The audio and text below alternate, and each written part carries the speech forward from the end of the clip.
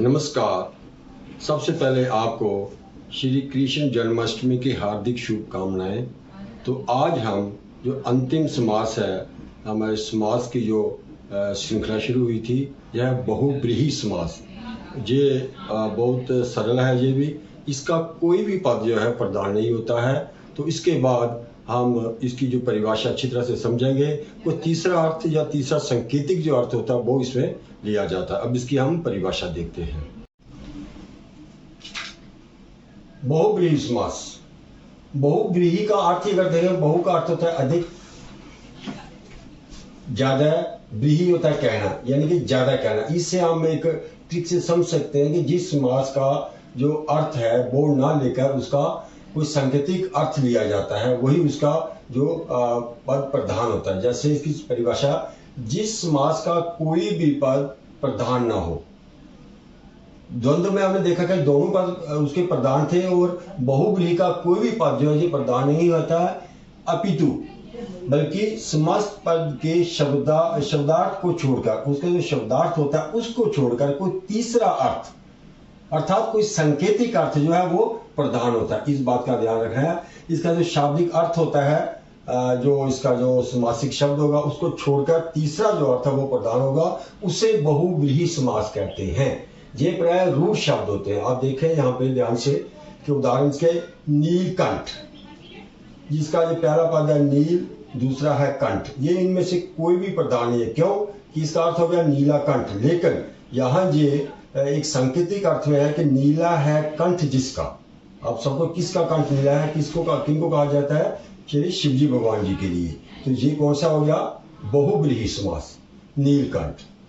गण श्याम, गण हो गया बादल के समान, श्याम है जो, शाम है जो, शाम हो गया सांवले, काले। कौन है ये, किसके लिए कहा जाए? घनश्याम किनको कहा जाता है? श्री कृष्ण भगवान जी को। गिरिधर, गिरी को धारण करने वाला है जो। अब ये इसका अर्थ देखें, गिरी को धारण करने वाला, लेकिन जो सांकेतिक अर्थ है वो किनको कहा जाता है? श्री कृष्ण भगवान को ही कहा जाता है गिरिधर, ये उनका एक नाम है।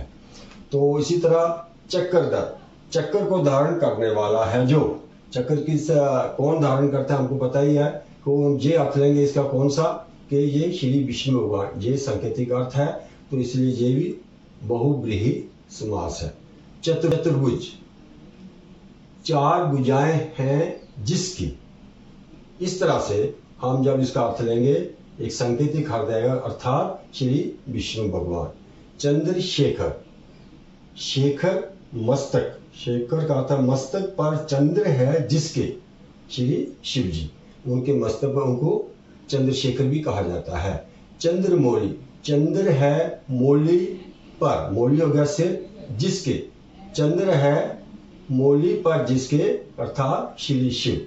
यानी कि यहाँ जो तीसरा अर्थ निकलता है, तीसरा पद है, इनका अपना महत्व, चंद्र मौली का अपना अर्थ नहीं, कोई महत्व नहीं है। इसका जो सांकेतिक अर्थ है, यानी कि जैसे चंद्र है मौली पर जिसके, श्री शिवजी भगवान।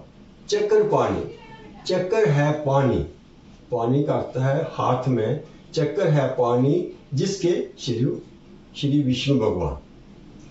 अंशुमाली, अंशु का अर्थ है किरणें, अंशुमाला है जिसकी, सूर्य के लिए है, सूर्य के लिए। गजानन, गज का आनंद है जिसका, यहां सांकेतिक अर्थ हो गया, अर्थात श्री गणेश भगवान, आनंद का अर्थ है मुख। इसी तरह से दशानन, जैसा को पता है कि किसके लिए प्रयोग होता है? दस है आनंद जिसके, अर्थात रावण, ये रावण के लिए है।